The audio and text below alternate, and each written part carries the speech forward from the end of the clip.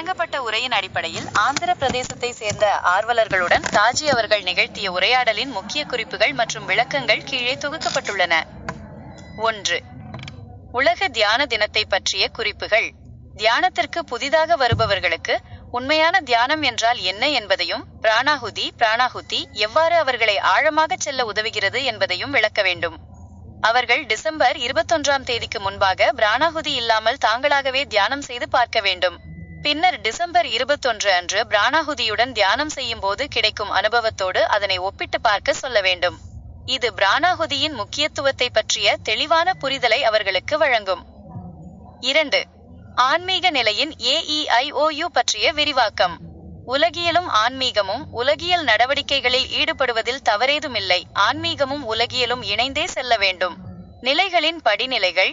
தொடக்கத்தில் ஒரு நிலையை பெறுவதற்கு A-acquisition மற்றும் E enlivening, I imbibing, O orientation ஆகியவற்றிற்கு விழிப்புணர்வு, ஆர்வம், உள்நிலை வளங்களை சரியாக பயன்படுத்துதல் அவசியம். ஒன்றிணைதல், ஐடென்டிட்டி என்பது தானாகவே நிகழும் ஒரு படி. ஐக்கியமாதல், ஒன்னஸ் என்பது மாஸ்டரின் கருணையால் நிகழ்வது என்பதால் கடைசிப்படியான U-union நிலைக்கு நாம் தனியாக முயற்சி செய்ய வேண்டியதில்லை. தயார் நிலை மற்றும் அர்ப்பணிப்பு. தேவையற்ற விஷயங்களில் ஆற்றலை வீணாக்காமல் உள்ளார்ந்த நிலையுடன் மீண்டும் மீண்டும் இணைய வேண்டும். இதயத்தை வெற்றிடமாக்கி எம்டி ஹார்ட் குருவின் முன் நிற்க வேண்டும். செல்வத்தின் மீதான ஆணவம் போன்ற நமது முன்னேற்றத்தை தடுக்கும் விஷயங்களை ஆன்மீக வளர்ச்சிக்காக இழக்க தயாராக இருக்க வேண்டும். நீங்க நினைவு, கான்ஸ்டன்ட் ரிமெம்பரன்ஸ். தியான நிலையுடன் மீண்டும் இணைவதற்கு 30 முதல் 40 வினாடிகளே போதுமானது. கண்களை மெதுவாக மூடி சில முறை ஆழமாக மூச்சை இழுத்துவிட்டு பாபுஜி மகராஜை நினைவில் கொள்வதன் மூலம் இந்த நிலையை மேம்படுத்த முடியும். 3.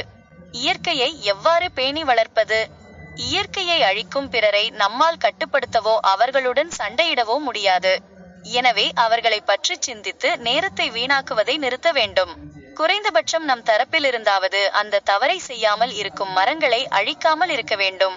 தொடர்ந்து மரங்களை நடுவதும் இயற்கையை எவ்வாறு பேணி வளர்க்கலாம் என்பதில் மட்டும் கவனம் செலுத்தி நம்மால் இயன்ற பங்களிப்பை செய்வதுமே நமது கடமையாகும். 4. பயிற்சியை உங்களின் இயல்பாக மாற்றிக்கொள்ளுங்கள். நமது எண்ணங்களும் உள்ளார்ந்த நிலையும் தான் அதிர்வுகளாக வைப்ரேஷன்ஸ் பிரதிபலிக்கின்றன. எதையும் பலவந்தமாக நிறுத்த முயற்சிப்பது பலனளிக்காது. பாபுஜி மகராஜ் வலியுறுத்தியபடி பயிற்சியை உங்களின் இயல்பாக மாற்றிக்கொள்ள வேண்டும். குருவிடம் ஆசீர்வாதங்களையோ அல்லது கோரிக்கைகளையோ கேட்கக்கூடாது.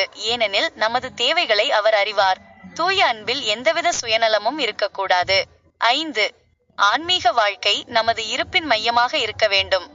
எல்லா பிரச்சனைகளுக்கும் ஒரே தீர்வு நன்றாக தியானம் செய்வதும் நன்றாக சுத்திகரிப்பு செய்வதுமே ஆகும். அது அமைதியையும் கடந்த நிலைக்கு நம்மை அழைத்துச் செல்லும்.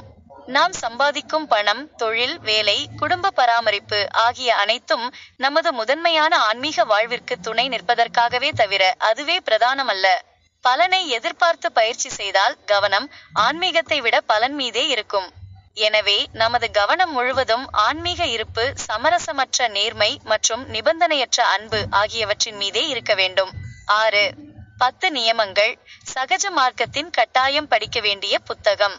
ஆன்மீக மாற்றம் என்பது கட்டாயப்படுத்தி வராது, அது உள்ளிருந்து வர வேண்டும். மகான்கள் சொல்வதை கவனமாக கேட்பதுடன் நிற்காமல் அவற்றை பின்பற்றி ஆன்மீக பயிற்சியை வாழ்க்கையின் அங்கமாக்க வேண்டும்.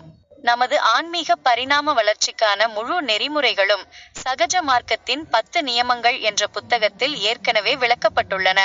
இந்த மிஷனில் ஒரே ஒரு புத்தகத்தை மட்டும்தான் படிக்க வேண்டுமென்றால் அது இந்த புத்தகமாகத்தான் இருக்க வேண்டும். அதை தட்டாமல் படித்து வாழ்க்கையாக மாற்றிக்கொள்ள வேண்டும்.